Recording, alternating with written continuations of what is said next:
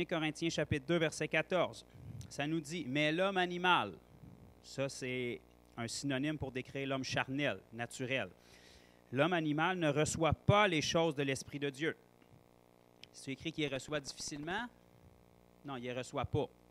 Un boucher, il n'est pas ces mêmes ondes, là. Ça ne rentre pas. Le circuit est coupé, là, ça ne passe pas.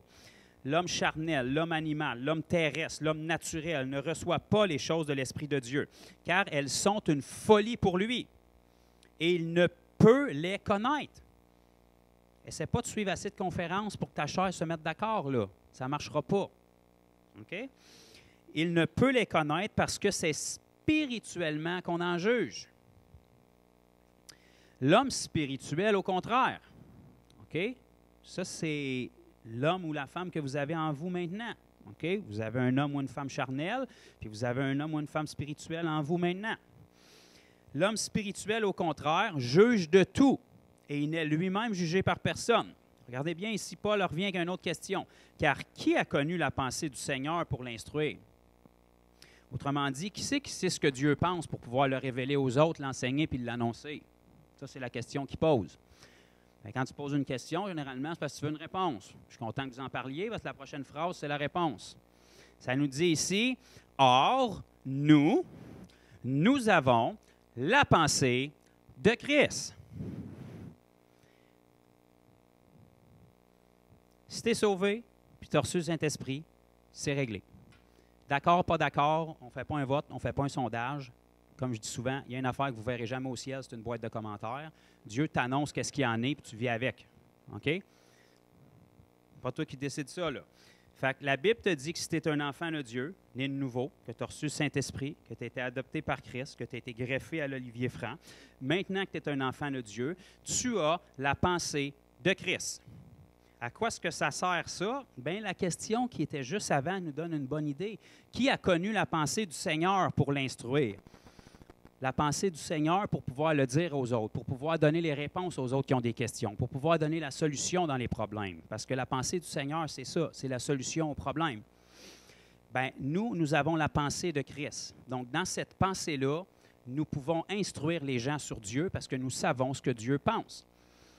Qui connaît la pensée d'un homme mieux que l'esprit de cet homme-là qui est en lui? Or, qui connaît la pensée de Dieu mieux que l'esprit de Dieu lui-même? Mais ce qui est extraordinaire avec l'Esprit de Dieu, c'est que non seulement il est en Dieu puis il est en Jésus-Christ, mais il vient aussi en vous. Et il vient avec toute la révélation puis la connaissance nécessaire que Dieu a pour que vous puissiez instruire les gens sur Dieu. Et entre autres, instruire votre chair sur Dieu puis sa volonté. Donc, vous avez en vous la pensée de Christ. 2 Amen. 2 puis un Amen. Donc, la Bible vous dit que vous avez en vous la pensée de Christ. OK? Ça, c'est une déclaration, là. Que vous le croyez ou non, que vous soyez d'accord ou non, c'est ça qui est pareil. Si vous n'y croyez pas, vous ne l'utiliserez pas. Mais si vous voulez être spirituel et vous décidez d'y croire, vous avez en vous la pensée de Christ. Et Christ, il ne vous quitte pas quand il mouille dehors et que vous avez de la peine dans votre petit cœur, là. Quand il est déménagé, tant que vous ne le reniez pas, il reste là. OK? Fait que la pensée de Christ, dans le concret, ce que ça veut dire qu'à n'importe quel moment, à n'importe quel endroit, sur n'importe quelle rue, de n'importe quel pays sur la planète, face à n'importe quelle situation, vous pouvez penser, agir et parler exactement comme Jésus l'aurait fait dans son corps physique il y a 2000 ans. C'est le même Christ, là. Quand même que les modes changent, que les gens s'habillent différemment, que la technologie avance, l'être humain reste l'être humain, le péché reste le péché, puis Dieu demeure le même. Donc, la pensée qui était en Christ, c'était la pensée de l'Esprit Saint. Parce que l'Esprit donnait la vie au corps de Jésus-Christ quand il était ici-bas sur terre. Donc, la raison pourquoi Jésus parlait comme il parlait, puis il répondait aux gens comme il répondait, puis il faisait les actions qu'il faisait, c'est parce qu'il obéissait à ce que l'Esprit en lui demandait de faire. Parce que Jésus ne faisait que la volonté de son Père.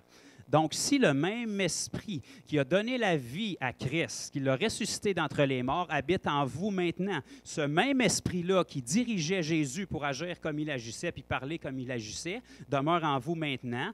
Il n'a pas vieilli puis il n'est pas rendu trop vieux puis sénile pour vous aider, là. C'est le même esprit, il est aussi efficace. Vous n'avez pas reçu une plus petite portion, ce n'est pas la version junior, non, c'est le même esprit qui a ressuscité Christ d'entre les morts, demeure en vous. Ça veut dire dire que dès le moment que vous agissez spirituellement, puis que vous n'écoutez pas ce que votre chair est en train de vous dire, face à chaque situation, vous êtes capable de réagir spirituellement, puis de parler, d'agir et penser comme Christ a réagi.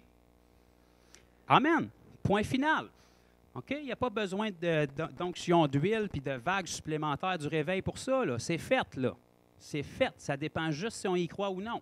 OK? Ça veut dire que face à chaque situation, automatiquement, la première chose qui va monter, c'est votre chair. Fait qu'en partant, généralement, vous avez une idée. La première chose qui vous vient en tête, écoutez-les pas parce que c'est votre chair qui parle, parce que vous êtes habitué de réagir charnellement. Donc là, vous filtrez ce qui vous passe en tête. Puis là, vous réalisez, ça passe dans ce qu'on a lu tantôt dans Galates 5, 20, 21, 22. Ça, c'est de la chair, ça. Fait que là, vous dites, excuse-moi, je ne t'avais pas consulté. Merci quand même d'avoir donné ton opinion, mais je vais juste te mettre de côté. Puis comme je sais que c'est la chair, je vais faire l'opposé de ce que tu viens de me dire. Fait que je vais être sûr d'être dans la parfaite volonté de Dieu. Puis là, cette personne-là va vous regarder et va dire, je ne sais pas comment tu fais pour répondre comme ça. Je te trouve tellement mature. Mais tu dis, j'étais à une fraction de seconde de te répondre dans ma chair. Là. Mais là, j'ai l'air vraiment spirituel juste parce que j'ai répondu comme Jésus aurait répondu, parce que j'ai entendu un petit bonhomme me dire que j'avais la pensée de Christ en moi. Si j'ai la pensée de Christ en moi, je pense que la pensée de Christ peut avoir un meilleur effet sur ton problème que ma propre opinion, parce que tu ne veux pas l'avoir, mon opinion. C'est aussi simple que ça, là. Simple, simple, simple. Là. Puis tu as l'air super spirituel, là, mais ce n'est pas compliqué. Quand tu discernes ce qui est charnel, tu sais que l'opposé va être automatiquement ce que Dieu veut. Et si tu apprends à fonctionner comme ça, tu vas apprendre à discerner ta chair de plus en plus, puis ta chair elle va tout le temps parler. Puis plus ça va aller, plus qu'elle va parler, mais plus tu vas la discerner, puis plus tu ne l'écouteras pas. OK? Puis là, tu vas apprendre à parler selon l'esprit. Tu vas croire, puis tu vas savoir que tu as la pensée de Christ en toi pour prendre chaque décision. Puis si c'est ambigu puis tu ne sais pas trop quoi faire, là, bien, prends un petit peu de recul puis dis, Seigneur, je le sais qu'en moi, j'ai la pensée puis j'ai la solution. Peut-être qu'elle ne me vient pas en tête maintenant, mais je te prie de m'inspirer puis que la décision que je vais prendre soit vraiment la bonne parce que je me soumets à toi. Je le sais qu'elle est quelque part en moi. Aide-moi à entendre ta voix puis prendre la bonne décision. Puis s'il faut, ne me permets pas de prendre la mauvaise, puis là, tu fonces. Quand tu fonces, tu fais un pas de foi.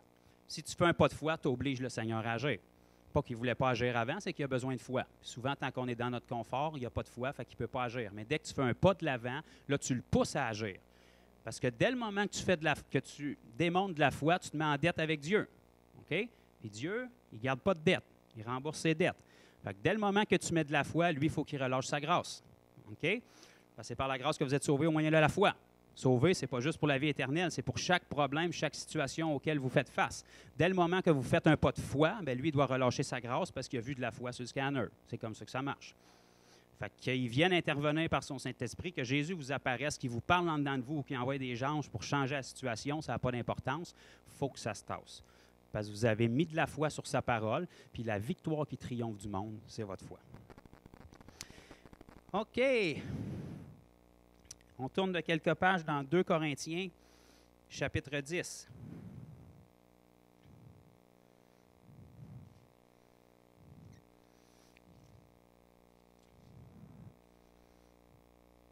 Là, si je fais bien mon travail et que le Saint-Esprit m'aide, là, on va entendre un paquet de 25 cents. Cling, cling, cling, cling, cling, cling, cling, cling, cling, cling, cling, ping, ping. La révélation va venir. Vous allez vous mettre à comprendre tout d'un coup le combat spirituel qui est tellement populaire dans notre génération. Ils sont tout le temps en train de combattre. 2 Corinthiens, chapitre 10, à partir du verset 3. « Si nous marchons dans la chair, nous ne combattons pas dans la chair. » OK?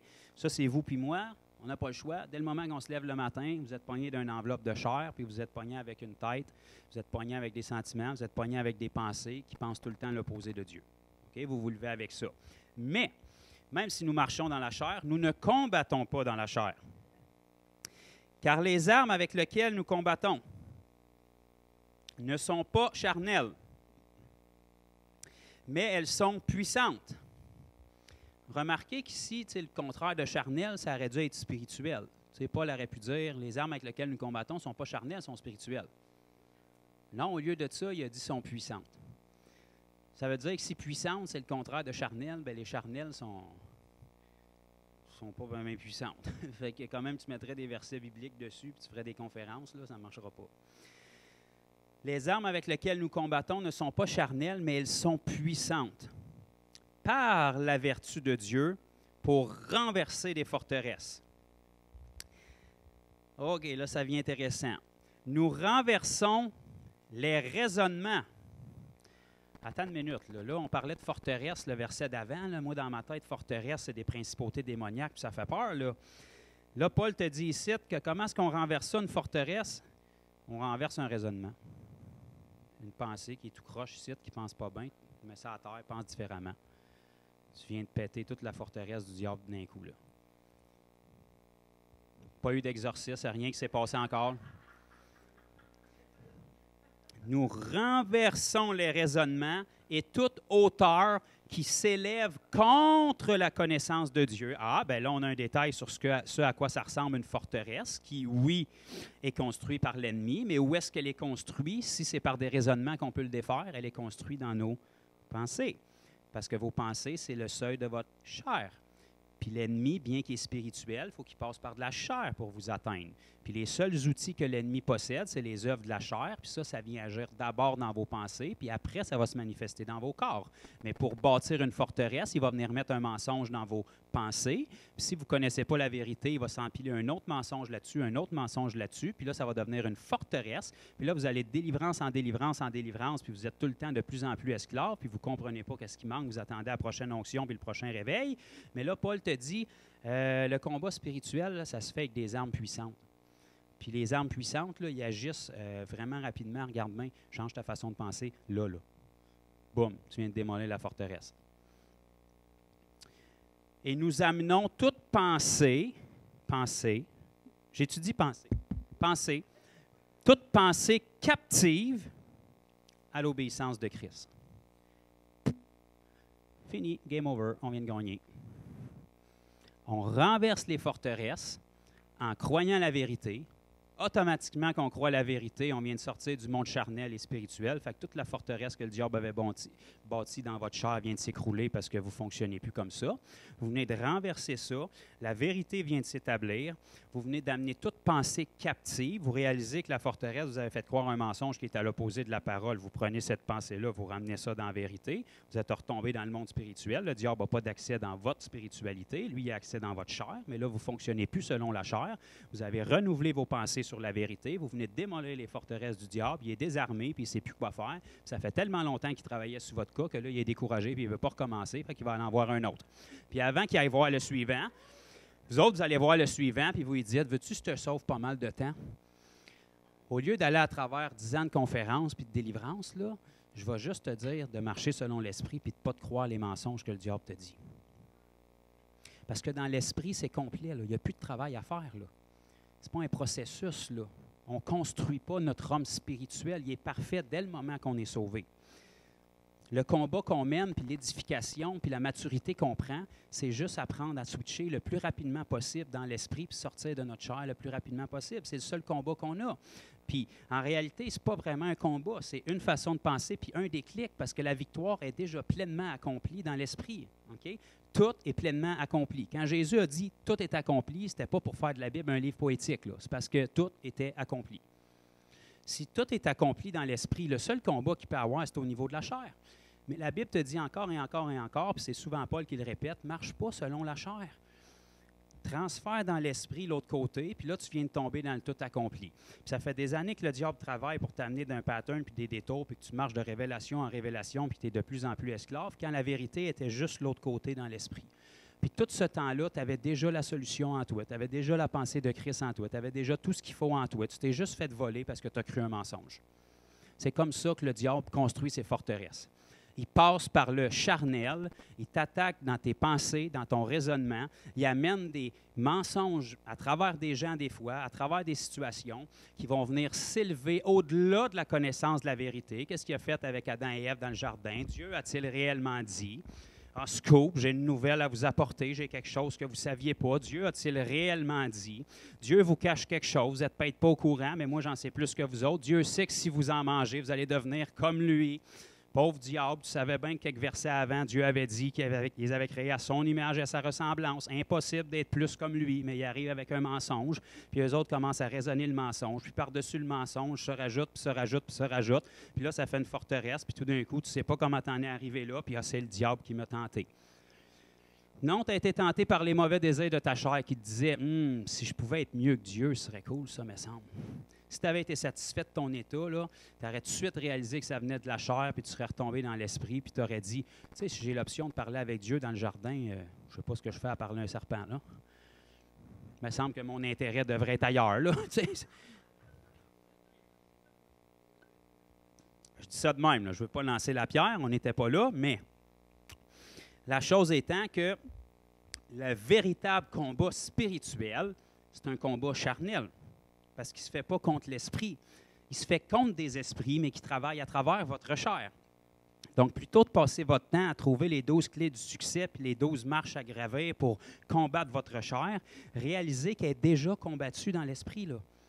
On fait juste un switch. On change notre façon de penser. On réalise que tout est accompli. On réalise qu'on a tout. On réalise qu'on a la pensée de Christ. On arrête de gaspiller nos efforts en combattant contre la chair et le sang, puis on transfère avec les armes spirituelles qu'on a, que Éphésiens 6 nous parle, ils sont toutes rattachés à ce qu'on vient de lire là.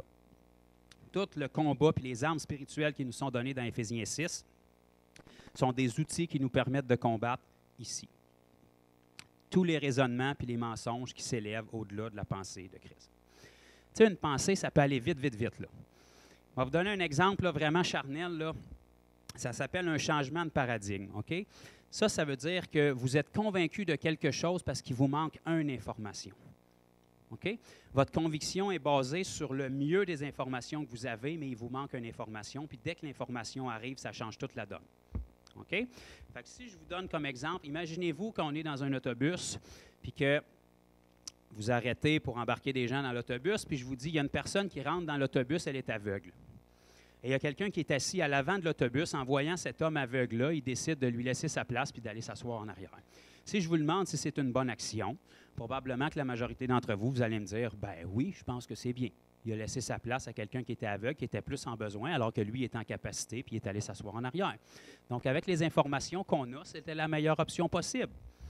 Pourtant, si je fais juste vous dire, c'était la pire décision que cet homme-là pouvait prendre. Parce que l'homme qui était assis en avant de l'autobus, c'était le conducteur. Donc là, tout d'un coup, cling, cling, cling, cling, là, vous réalisez que ce n'était pas une bonne décision. Mais pourtant, 2 secondes avant, c'était une excellente décision. Tout ce qui fait le changement, c'est qu'il vous manquait une information. Mais c'est toujours comme ça que le diable fonctionne. Il va vous mettre un scénario dans vos pensées pour que ça ait de l'air, puis il va prendre des versets bibliques en plus dessus, puis il va passer par des frères et des sœurs pour venir arroser ça, pour que ça soit crédible. OK? Comment est-ce que le diable a voulu tenter Jésus? Il a passé par Pierre, entre autres. Le même Pierre qui venait d'avoir la révélation que Jésus était le Fils de Dieu, puis Jésus il a donné sa médaille devant tout le monde, puis mon Pierre il devait être bien content, parce que selon la personnalité qu'on connaît de Pierre, on le sait qu'il s'en faisait accroire devant tout le monde. Puis il a dit, Pierre, la chair et le sang n'ont pas pu te révéler ça. C'est mon Père qui est dans les cieux qui t'a donné ça par l'Esprit. Sur cette pierre que je suis, cette révélation-là que je suis le Fils de Dieu, je bâtirai mon Église. Puis quelques versets plus loin, quand Jésus a dit qu'il fallait qu'il meure pour les péchés de l'humanité, puis qu'il allait partir puis se séparer d'eux autres, Pierre a dit, il n'y en est pas question, je ne permettrai jamais que ça arrive. Puis Jésus a dit, arrière de moi, Satan. Il n'a pas fait de délivrance sur Pierre, il n'a pas fait d'exorcisme, il n'a pas dit t'es possédé. Non, il a dit tes pensées ne sont pas celles de Dieu, mais celles des tes pensées. Pierre n'était pas possédé, là. Une pensée. Il n'a pas entendu le diable lui dire « Ainsi parle le diable », dit ça à Jésus, là. Non. Il a donné une réponse impulsive à Jésus dans son propre intérêt. Pierre est en train de dire à Jésus « Tu es la meilleure chose qui m'est arrivée de toute ma vie. Il n'y a pas personne qui va t'enlever à moi. » Puis c'était vrai. Le problème, c'est que quand Jésus dit « Je vais mourir », c'est oui, amen. Tu ne t'ostines pas. Ce que Jésus dit, c'est ce qui est. Même si ça lui faisait de la peine, l'idée de perdre Jésus, même si ça lui faisait de la peine, l'idée de perdre sa raison de vivre depuis 3 ans, c'est oui, amen. Mais lui, instinctivement, il a répondu, je ne laisserai pas personne te prendre. Pas à cause de Jésus, mais à cause de son propre intérêt, parce que c'était la meilleure chose qui est arrivée dans ma vie. Tout de suite, Jésus a dit, arrière de moi, Satan. Tes pensées ne sont pas celles de Dieu, mais celles des hommes. Si tu avais eu les pensées de Dieu, tu n'aurais pas cherché ton propre intérêt. tu aurais écouté ce que j'avais à dire, même si ça pouvait te faire de la peine dans tes émotions puis dans tes sens. Mais lui a répondu à partir de sa chair, puis automatiquement, Jésus lui-même a associé ça au diable, parce que ses pensées n'étaient pas celles de Dieu, mais celles des hommes. C'était ancré dans un intérêt personnel qui fait partie des œuvres de la chair qu'on a lu tantôt dans Galates 5. Clic, clic, clic, clic, clic, clic, clic, tout le combat, c'est là que ça se passe. OK? Avec un inconverti, c'est différent, là. Okay? La délivrance a sa place, les démons doivent être chassés et tout ça parce qu'ils n'ont que de la chair. Mais vous, en tant qu'enfant de Dieu, oui, vous avez de la chair, mais vous avez aussi l'esprit de vie en vous. Vous avez une nouvelle identité, une nouvelle nature. Vous en avez deux en réalité. Mais le Seigneur vous dit que vous devriez fonctionner avec lui juste dans une. Votre chair est correcte pour les choses charnelles. Okay? C'est correct que votre tête vous dise que si vous jetez en bas du pont Jacques-Cartier, vous ne flotterez pas même si vous battez des bras. Ça, c'est correct. Ça va vous préserver de certaines choses. Okay? Elle fonctionne avec les lois naturelles, elle sait qu'il y a de la gravité, puis elle sait que ça ne se fait pas. Okay? Mais dans l'esprit, c'est différent. Dans l'esprit, si Dieu dit de le faire, il va te supporter, puis il va te téléporter comme il l'a fait avec Philippe. Okay? Parce que ce n'est pas régi par les lois naturelles. Donc, votre chair est correcte pour les choses naturelles, mais pour tout ce qui a trait à votre marche avec Jésus puis à votre marche spirituelle, vous ne pouvez pas traîner votre chair là-dedans. Elle va constamment contester, elle ne sera jamais d'accord, puis elle va devenir un outil que le diable peut utiliser pour venir vous mettre des bâtons dans les roues, pour bâtir des forteresses. Puis là, vous allez être déçu de votre vie chrétienne, vous allez être condamné, vous allez dire pourquoi je suis supposé d'être victorieux, puis je ne suis jamais victorieux, pourquoi lui est victorieux, puis moi je ne le suis pas, puis vous allez devenir confus, haineux, puis vous allez ruiner votre relation avec le Seigneur. Tout ça, ça peut être détruit en une seconde, juste si vous détruisez tous les faux raisonnements qui sont là, puis vous réalisez que juste l'autre côté, dans votre esprit, tout est accompli. Le Seigneur, les anges, puis tous les témoins qui nous ont précédés vous attendent, puis ils sont là. Faites juste traverser l'autre bord. C'est de savoir bien, tout est accompli là. Il n'y aura pas de combat, il n'y a pas de tiraillement. Là. Votre esprit est pleinement en accord avec Jésus. Votre esprit est pleinement en accord avec la parole. Votre esprit comprend pleinement la parole. Votre esprit, c'est toujours oui et amen à la parole. Qu'il fasse beau, qu'il fasse pas beau, COVID, pas COVID, votre esprit est tout le temps en feu. Tout le temps. Tout le temps. Pas besoin de parler en langue pendant 20 minutes pour l'allumer. Elle est déjà allumée. Le parler en langue va certainement vous aider à switcher de votre chair, sortir de là, puis tomber dans l'esprit au plus vite. C'est ça que ça fait. Parce que le Seigneur veut que vous sortiez de là au plus vite, parce qu'il n'y a rien de spirituel qui peut être fait là. C'est ça le véritable combat d'un enfant de Dieu. Puis quand on le saisit, ce n'est pas un combat qui est difficile et fastidieux. C'est un combat qui demande de la discipline, de la persévérance, puis de la foi. Parce que le diable va essayer tous les outils possibles, puis les portes que vous avez ouvertes dans vos pensées pour essayer de vous faire douter de ce que la Bible dit. Pour essayer de vous faire douter que vous avez la pensée de Christ. Pour essayer de vous faire douter que vous avez tout pleinement en lui. Pour essayer de vous faire douter que vous allez être victorieux du monde. Pour essayer de vous faire douter que vous pouvez tout par celui qui vous fortifie. Il va vous ramener vos échecs du passé. Il va vous ramener les échecs de votre entourage, des gens que vous estimez, puis il va dire, si lui, il n'a pas réussi, ça ne peut pas être aussi facile que Joe l'a dit. Si lui, il n'a pas réussi, c'est son problème. Mais votre modèle, c'est Jésus. Jésus a réussi, puis c'était aussi facile qu'il dit que c'était. Fait que s'il dit que c'est comme ça, votre modèle, ce n'est pas votre frère, ce n'est pas votre soeur, votre père, votre mère, votre pasteur, tant mieux s'il imite Christ, mais votre modèle, c'est Jésus. Si les apôtres avaient marché selon la chair, je peux te dire qu'après ça être fait sacrer une volée puis se faire dire de se faire taire pour ne pas prêcher l'Évangile, ils ne seraient pas retournés le lendemain le prêcher. Parce que dans leur chair, ça ne leur tentait pas. Puis quand M. Paul est rentré à Lys puis qu'il s'est fait lapider en dehors de la ville, puis ils l'ont laissé pour mort, ils se sont dit on va arrêter de lancer des roches, il ne réagit plus, il doit être mort. D'après moi, il l'avait pogné pas pire, avec une coupe de roches au moins. Là. Puis la Bible nous dit, les frères se sont rassemblés autour de lui, ils ont prié. Le lendemain, il est rentré dans la ville, puis il s'est mis à prêcher. Puis il était magané, hein? Il était magané.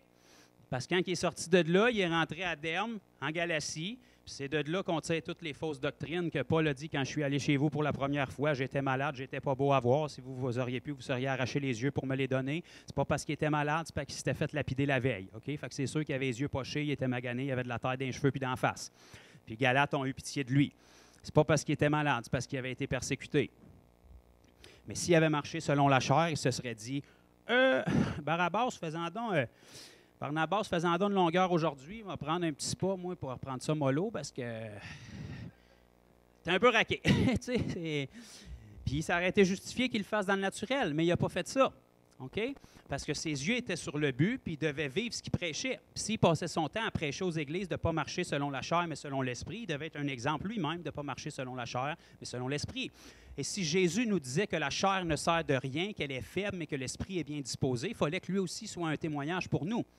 Puis ce même Jésus-là, qui suait des grumeaux de sang dans le jardin de Gethsémani avant sa crucifixion, il nous a prouvé que lui aussi était capable de le faire, parce qu'il aurait pu marcher selon la chair dans le jardin. Puis dans sa chair, ça ne lui tentait pas d'aller à la croix.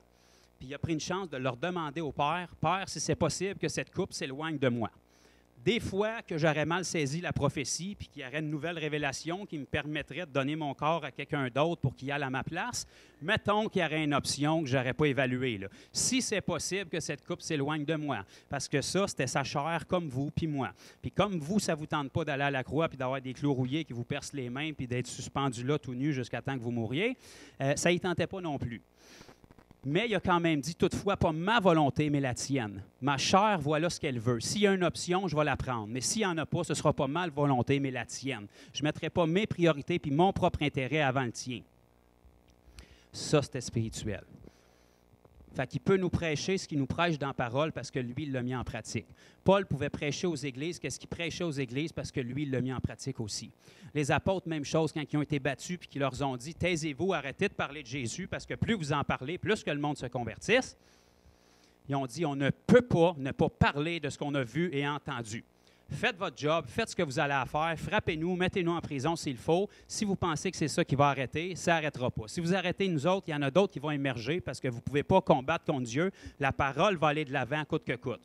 Si on veut que la parole aille de l'avant, il va falloir qu'on soit spirituel parce que dans notre chair, il va tout le temps avoir de l'opposition. Pensez-vous que le diable va laisser aller ça les bras croisés et qu'il va regarder le spectacle? Non. C'est sûr qu'il va mettre de l'opposition. C'est normal. On attaque son royaume. Ce qui est troublant en ce moment, c'est que l'Église attaque souvent pas grand-chose. Puis pourtant, elle est bombardée par le diable. C'est sûr que tu es bombardé par le diable. Tu es une cible de choix, tu es statique, puis tu ne bouges pas. Le diable n'a pas aucun coup à éviter, tu ne donnes aucun coup. Tu n'attaques rien pantoute. Tu fais rien qu'être sur la défensive, tu reçois les coups, puis tu te relèves, puis tu te relèves, puis tu te relèves, puis tu n'avances jamais. Mais dès le moment que tu tombes sur le mode offensif, là, il y a un problème, parce que le diable n'est pas habitué de voir un chrétien qui est sur le mode offensif, parce que la meilleure défense, c'est l'attaque. Si tu commences à détruire les œuvres du diable, là, il ne passera pas son temps à savoir comment t'attaquer, puis te lancer des coups sur la tête, puis tu es toujours à terre, puis tu n'es pas relevé encore, qui te remet à terre. Non, parce que là, tu es sur le mode défensif. Plutôt que de t'attaquer, il va falloir qu'il répare les brèches que tu es en train de faire. Plutôt que de t'attaquer, il va falloir qu'il tente de stopper quelque chose, parce que là, il y a des gens qui viennent à ta suite. Il y a des gens qui voient que ce n'est pas nous autres qui est censé être intimidés par le diable, c'est le contraire. Quand tu te lèves le matin, là, les démons devraient crier comme des petites filles parce que tu as un œil ouvert. Tu leur dis, j'espère que vous êtes bien reposés parce que ça va en être toute une aujourd'hui. Ça devrait ça être la mentalité. Pour l'Église moderne, aujourd'hui, c'est un blasphème et c'est être arrogant. Mais quand la Bible nous dit qu'il est sous nos pieds, là, ça me semble vouloir dire ce que ça veut dire. OK? Si on croit que la Bible dit qu'on est, puis qu'on agit de la sorte, on va commencer à être une menace pour l'ennemi. Puis plus tu avances selon l'Esprit, plus il réalise qu'il n'y a pas d'arme pour t'atteindre. Puis une fois que ton momentum est pris, c'est bien plus dur d'arrêter quelqu'un. C'est pour ça que le diable veut te stopper au début, avant que tu rentres dans l'engrenage, avant que tu prennes de la vitesse. Mais une fois que tu as vaincu, puis que s'est écoulé 1 mois, 2 mois, 6 mois, 1 an, puis que tu vois que tu n'es pas constamment sous les attaques de l'ennemi, tu n'as pas besoin d'une chaîne de prière pour te relever à tous les semaines, mais tu es victorieux, puis peu importe qu'est-ce qui arrive, tu es toujours dans la joie, tu as toujours des témoignages, tu grandis toujours, le Seigneur te parle toujours. Là, tu tombes dans un momentum où est-ce que tu es de plus en plus dur à arrêter. C'est comme une avalanche, parce que plus tu avances, plus ça grossit. Puis plus qu'il y en a qui voient des modèles de réussite, plus qu'ils se disent « on s'est fait mentir ». Le diable, c'est un menteur. On n'est pas supposé d'être en bas, on est supposé d'être en haut. Puis si lui est capable d'être en haut, c'est parce que moi aussi, je peux être en haut, parce que j'ai le même esprit. Puis si lui, tout ce qu'il a fait, c'est changer sa façon de penser, obéir, foncer, puis aller de l'avant en mode offensif, c'est parce que si je le fais moi aussi, je vais réussir aussi. Puis là, le diable va commencer à shaker dans ses bottes puis à se gratter la tête parce qu'il va dire sur quel genre de chrétien je suis tombé. Ça commence à ressembler à l'Église primitive, ça. Ils ont de l'air d'être détachés de leur vie, ils ne cherchent pas leur propre intérêt, puis j'ai aucun outil pour les attaquer parce que quand j'essaie de les attaquer dans la chair, ils ne marchent pas selon la chair. Ils ne cherchent pas leur propre intérêt. Les œuvres de la chair ne sont pas présentes dans leur vie. C'est plutôt le fruit de l'esprit qui se manifeste parce qu'ils prennent de la maturité. L'amour, la joie, la paix, la patience, la bonté, la bienveillance, la foi, la douceur, la maîtrise de soi, ça se manifeste. Et remarquez que la Bible nous dit que tout ce que je viens de vous énumérer là, ces 9 options-là, c'est considéré comme le fruit de l'esprit. Pas les fruits de l'esprit. La Bible nous parle des œuvres de la chair, mais du fruit de l'esprit. Pourquoi? Parce qu'on ne recherche pas l'amour, la paix, la joie, la patience individuellement. On marche selon l'esprit. Automatiquement, dans l'esprit, toutes ces choses-là découlent. Parce que dans l'esprit, c'est déjà complet. Il n'y a pas d'amélioration. Il n'y a pas de version 2.0. Il n'y a pas de mise à jour. Là. Tout est complet. Dès le moment que tu es dans l'esprit, tu as les meilleures versions de l'amour, de la joie, de la paix, de la patience. C'est tout là. Fait que le fruit de l'esprit produit ces 9 choses-là. Parce que le Seigneur ne veut pas que tu places tes yeux sur ces choses-là pour les rechercher individuellement. Dès le moment que tu apprends à marcher dans l'esprit, ces choses-là vont sortir de toi et vont toucher les gens.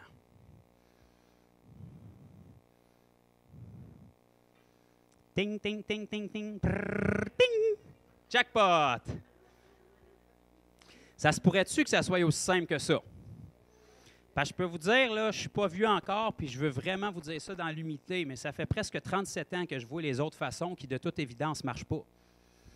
Ça fait presque 37 ans que je vois du monde qui essaie de confesser les Écritures, puis de se convaincre eux-mêmes, puis de se faire des chartes de confession, puis d'augmenter leur foi, puis de faire des conférences, des ci, puis ça, puis souvent, ils sont plus à terre que v'là 30 ans. Fait que de toute évidence, si le Seigneur est vainqueur, ce n'est pas la bonne façon de faire. Ça se pourrait-tu que ça soit plus simple que ça? Ça se pourrait-tu que si on vit dans le tout accompli, ça dépend d'une décision de notre part, si on vit dedans ou pas, puis que le chiffre puisse se faire juste comme ça, là. OK? Puis dès le moment qu'on réalise qu'on est retombé trop dans la chair, on retombe dans l'esprit. That's it. OK? Un mois de sac et de cendre sur votre tête, là, ça n'attirera pas plus le Seigneur, là. Il vous a aimé alors que vous étiez encore pécheur. Il vous a aimé le premier. Il a manifesté son amour envers vous en sorte que lorsque vous étiez encore pécheur, Christ est mort pour vous. Romains 5, 8. Dès le moment que vous faites une erreur, on ne tombe pas pendant un mois à être découragé, là. Comme ça. Si je suis condamné, c'est la preuve que tu as changé mon cœur. Je demande pardon, Seigneur, puis je te remercie parce que tu m'as donné ton esprit pour me montrer que ce n'était pas correct. Il y a un temps de ma vie où je ne m'en serais même pas soucié. Maintenant, tu me révèles que ce n'est pas correct. Ça prouve que tu m'as sauvé, tu as un intérêt pour moi, puis que tu veux me faire grandir. Je mets ça de côté. Il s'est écoulé 5 secondes. Vous n'avez pas brisé votre témoignage. Personne n'est au courant de ça. Pas de chaîne de prière, pas d'onction d'huile, pas de coup de jaquette. Personne n'a soufflé dans le micro, pas de tunnel de feu. Vous n'avez pas perdu de temps dans votre journée. Puis le diable a gaspillé le sien. Puis pendant ce temps-là, dans la prochaine minute, vous sortez de chez vous puis vous allez témoigner. Comme si de rien n'était. Pourquoi? Parce que l'attaque qui est venue mettre contre vous, c'est dans votre chair. Vous n'avez pas à vous culpabiliser. Vous êtes repenti de ces choses-là. Puis votre esprit n'a nullement été affecté par ça, là. Vous êtes aussi puissant une minute après que ça c'est fait qu'avant, là. Je vous dis de même. Je vous dis ça de même. En tout cas, moi, je trouve que ça a bien marché jusqu'à présent pour ma jeune vie chrétienne qui va bientôt approcher 10 ans de marche avec le Seigneur. Mais si ça a bien marché pour moi, puis je vois que ça semble porter plus de fruits que ce que j'ai vu dans le passé, bien, mon cœur, c'est que vous puissiez le vivre aussi. Fait que si ça va bien pour vous, continuez de la façon que vous y allez, mais si vous vous posiez des questions puis vous vous demandiez vraiment pourquoi est-ce que le combat spirituel ne semblait pas marcher alors que la Bible nous dit que nos armes sont puissantes et que c'est censé fonctionner, ça se peut qu'on ne combat pas de la bonne façon. Ça se peut qu'on ne sait pas utiliser nos armes, ça se peut qu'on ne décèle pas bien les armes de l'ennemi puis le terrain de bataille sur lequel ils les utilisent. Vous savez, une arme peut être super puissante et efficace, mais dans un certain climat et une certaine atmosphère. Si vous transférez ça avec une autre atmosphère, ça ne marche pas du tout. Okay? Nos armes terrestres qu'on a ici-bas sur Terre, si on les amène sur la Lune, quand même, tu tireras de la mitraillette, là, d'après moi, ça n'ira pas vite, là, parce qu'ils ont été conçus pour être efficaces ici-bas avec nos paramètres ici-bas. Bien, nos armes spirituelles, c'est la même chose. Elles sont faites pour combattre dans le monde spirituel. Donc, on ne va pas dans le monde charnel avec ça. On laisse notre chair de côté, puis quand on sert le Seigneur, c'est dans le monde spirituel. Puis dès le moment qu'on décèle une attaque, on sait qu'elle ne vient pas dans notre esprit, elle vient dans notre chair. Fait qu'on repère quelle partie de notre chair qu'elle attaque, puis on se détache de ça. Parce que la seule raison qu'on se sent attaqué, c'est parce qu'il y a un intérêt personnel là-dedans. Dès le moment qu'il y a une tentation qui vient, c'est parce que le diable décèle un intérêt personnel. Comprenez une chose, puis je vais terminer là-dessus. Nulle part la Bible nous dit que le diable peut connaître vos pensées et votre futur. Il connaît votre passé, puis il connaît vos réactions. Il prend des choses de votre passé, il vient insuffler quelque chose, puis il regarde votre réaction pour savoir s'il a touché à la cible. Puis dans la majorité des cas dans la vie des chrétiens, il voit assez vite qu'il a touché à la cible. Mais qu'est-ce qui arrive si tu attaques ou tu écœures quelqu'un puis il n'y a pas de réaction? Tu vas te tanner puis tu vas aller ailleurs. Parce que le but d'une attaque, c'est d'être capable de gagner de quoi? Le but de fatiguer quelqu'un, c'est d'avoir sa réaction. Tu sais, le monde qui se font le moins achaler, c'est le monde d'un tiroir à la morgue, là. Pas personne qui s'en va là pour te jouer d'un cheveu puis te faire des grimaces. Puis, tu sais, il va se tanner assez vite, là. C'est mort, mort, mort, là. Tu le déranges pas un brin. Mais c'est la même affaire avec le diable, là. Le diable, il sait que quand il attaque les chrétiens, il tombe sur la panique tout de suite, on tombe en jeûne prière, on appelle l'Église, on fait une chaîne, puis là, on se consacre au Seigneur tout d'un coup. Le simple fait que tu te consacres, ça prouve que tu ne l'étais pas. Le simple fait que tu prennes les armes quand il y a une attaque, ça prouve que tu les avais laissées tomber avant. Le simple fait que tu cherches ta foi quand tu en as besoin, ça prouve que tu ne marchais pas par la foi. Puis on met des mots spirituels par-dessus. Puis on dit, je suis dans le combat spirituel, mon frère. Mais ça fait 10 ans que tu combats, le même combat. Change d'arme, là. Il y a de quoi qui cloche. Si le Seigneur est avec toi, ça ne prend pas 10 ans à se régler, là. La victoire est déjà accomplie. Comme ça. Fait que j'espère que ça cling pas pire, puis que ça va rester, puis je prie que l'ennemi ne vienne pas vous séduire pour vous déraciner de la simplicité de l'Évangile puis enlever ce qui a été semé dans vos cœurs. J'essaye de vous le semer d'une manière pratique, avec des paraboles modernes, simples, parce que la Bible nous dit que si on entend la parole et on ne la comprend pas, l'ennemi vient immédiatement la voler. Fait que j'essaie de mettre ça à un niveau tellement simple et pratique que vous pouvez vous identifier. Ça, même si c'est un vieux livre, il est tout à fait actuel, là. Puis les révélations qui nous sont données dedans sont tout à fait actuelles parce que les problèmes qu'on a aujourd'hui, c'est les mêmes problèmes que ces humains-là avaient à l'époque, là. Même s'il y avait moins de gadgets que nous autres, c'est les mêmes problèmes. La déchéance puis la détresse humaine est la même, là. Fait que si ça fonctionnait pour eux, puis que la Bible nous dit que Jésus est le même hier, aujourd'hui, éternellement le même, ça doit fonctionner pour nous aussi. Fait qu'il faut que ça soit assez simple que vous compreniez puis que l'ennemi ne puisse pas venir voler. Donc, on ne fera pas de louange en finissant parce que, à moins que je chante dans l'esprit, vous ne voulez pas m'entendre chanter dans la chair. On va juste remercier le Seigneur pour ce qui a été fait, puis après ça, on va prendre le temps pour prier pour ceux et celles qui auraient des besoins de prière. Ceux et celles qui s'imaginaient des besoins puis qui ont compris ce que je vous ai dit à soir, peut-être vos besoins viennent d'être réglés pendant que je parlais. Cling, cling, cling, cling. Finalement, vous n'avez pas de problème, vous n'avez que des solutions. Si vous étiez le genre de chrétien qui a un problème pour chaque solution, c'est le temps de changer. Vous devez commencer à être un genre de chrétien qui a une solution pour chaque problème et pas le contraire. Donc ça se fait avec juste un changement de mentalité, comme ça. Juste cette décision-là vient de démolir peut-être des années de forteresse que l'ennemi construit dans vos pensées, puis que vous avez fait du combat spirituel avec des équipes de prière avec vous autres.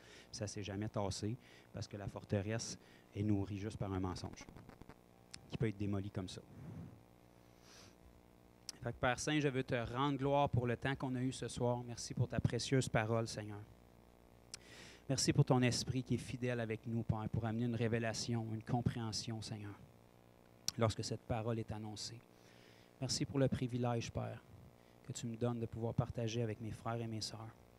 Merci pour tous les témoignages et les témoignages de fidélité que tu as fait dans ma vie, Seigneur Dieu, que je peux utiliser pour partager, pour l'avancement de ton Église, Père. Je te prie d'utiliser tout ce qui est partagé, tout ce qui a été enseigné ce soir, pour vraiment équiper, inspirer, exhorter, relever, affermir mes frères et sœurs qui sont ici, Seigneur, afin qu'on puisse être l'armée que tu as besoin, Père.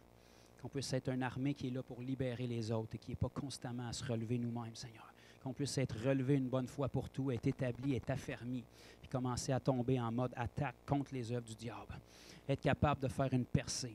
Être capable de se tenir comme ton Église des derniers jours qui va faire face aux portes du séjour des morts et qu'elles ne prévaudront point contre elle. Je te remercie, Seigneur, pour la liberté que tu as inculquée ce soir à mes frères et mes sœurs à travers la simple annonce de la vérité par ma bouche, Seigneur. Que cette vérité-là nous rende libres et réellement libres, car celui que le Fils rend libre est réellement libre. On te remercie, Seigneur, pour l'œuvre pleinement accomplie de Jésus à la croix. Tout ce qui a été fait pour nous, pour l'étendue de ce que tu as accompli, de ce que tu nous as confié, la puissance, l'autorité, le règne, l'intelligence, la sagesse, la pensée de Christ, tout ce qui est pleinement accompli à l'instant même dans notre esprit, Seigneur.